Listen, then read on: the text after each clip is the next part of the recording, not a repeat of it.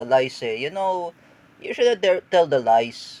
For me, I'm just gonna say to you, you're the one who created the fake account of Rodelio Daguman. Don't tell a lies. Because Danmar Dayaw, Eskel Penumbra, Sangkay Janjan, Romeo TV Vlog, Ate Dina Guillermo, and Teacher Alexandra Pagkalinawan, and Teacher Kel Pabelo, all of you are responsible.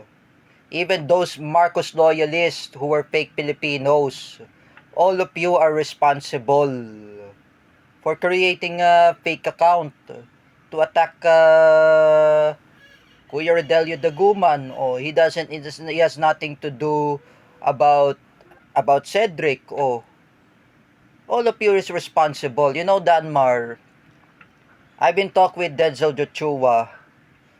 You need to be responsible.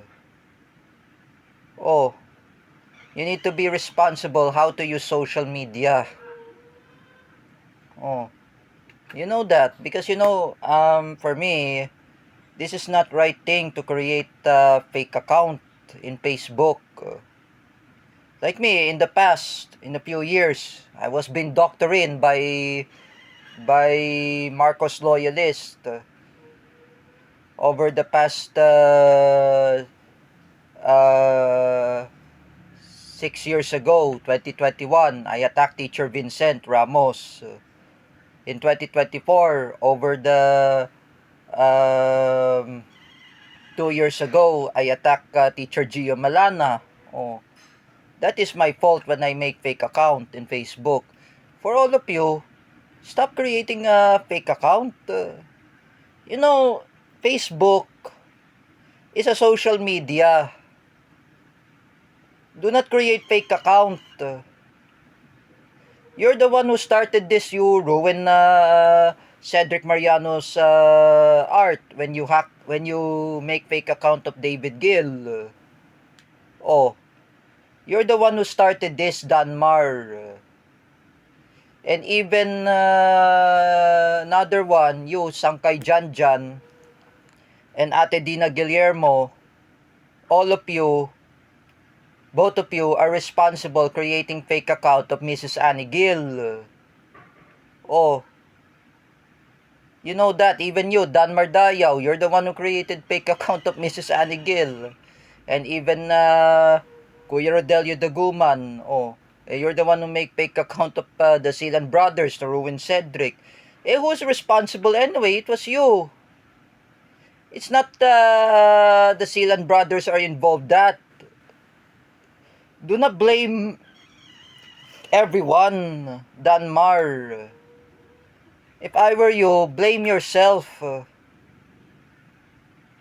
I know I'm overwhelmed. I just say to you, Danmar, if you don't want, if you don't want to delete the fake account of Kuya Rodelio Daguman and Sara Duterte's fake account, you remember Rodelio Daguman, Sara Duterte, his profile pic, hindi po yan si Rodelio.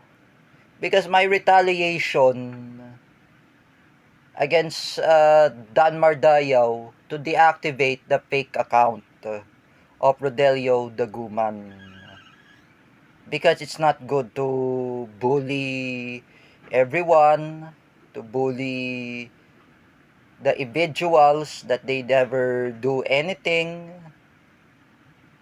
Danmar, deactivate your fake account on Facebook.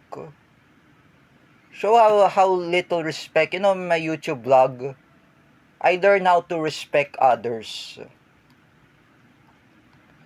Even I say, this is the lesson to Carlo Orencia and Danmar Dayaw.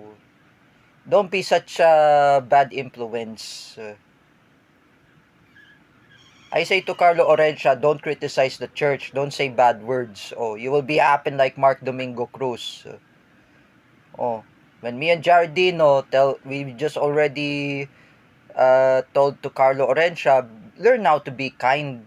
Not to say about those negative words. Over the rage, over the negatives. No. We always say that. Me and Denzel Joshua, we always warn you, Danmar Dayaw.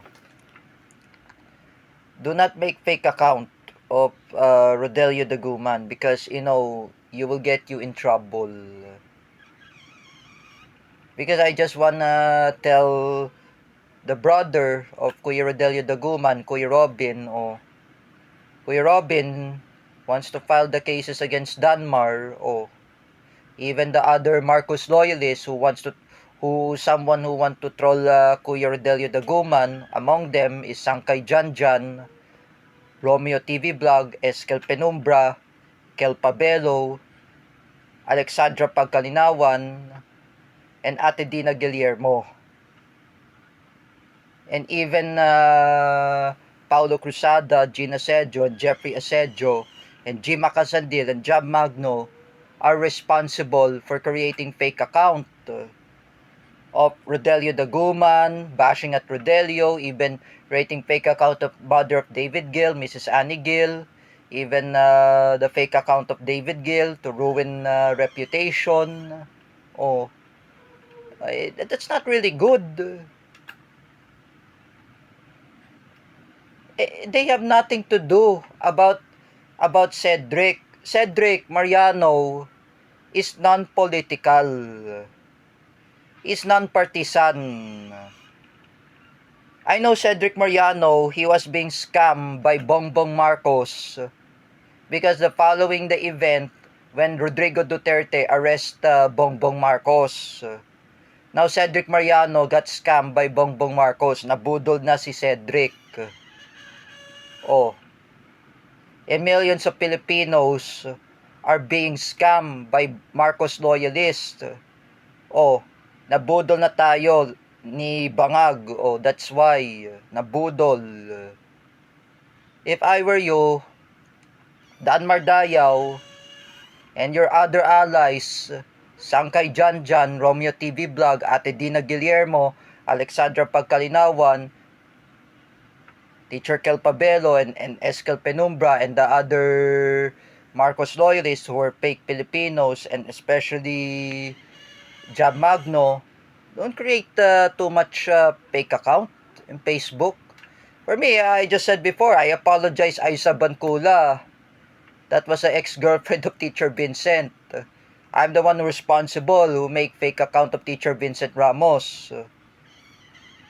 And I'm the one responsible who made the fake account of Teacher Gio Malana way back 2024. And what's that? 2021 in pandemic. I know this is my responsibility. When I made fake account of Teacher Vincent, that was late 2021. And another one, that was the year 2024. I made fake account of Teacher Gio Malana. First of all, I'm the one who made fake account of who is it? My former friend, Joshua Cruz Titoy. I'm the one who made fake account of JD Biniegas Luis Cabales. I know I was being doctrined by Marcos loyalists who were bangag. I know Joshua Cruz Titoy is anti-Marcos. He's a pro-Duterte. I know Luis Cabales is anti-Marcos. He's a pro-Duterte too. And even I know Luis Cabales is a pro-Duterte. And pro-Aquino. He's anti-Marcos. Even JD Biniegas. He's anti-Marcos. I know he's a pro-Duterte, but he's a good gaming of video games. He's just like my friend Chris Soreta. You know, this is a lesson to all of you, those idiot Marcos loyalists who were fake Filipinos.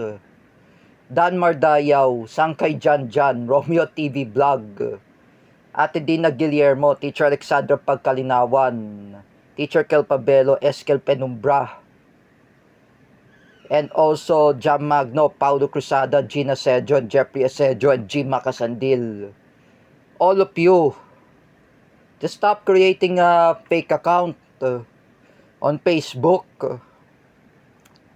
This is not really good. You know, the time, you see Joseph Maspinas is anti-Marcos. He's a pro-Duterte.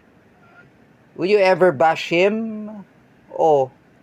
It's not good. It's really Holy Week. I say to all of you, stop creating dummy accounts.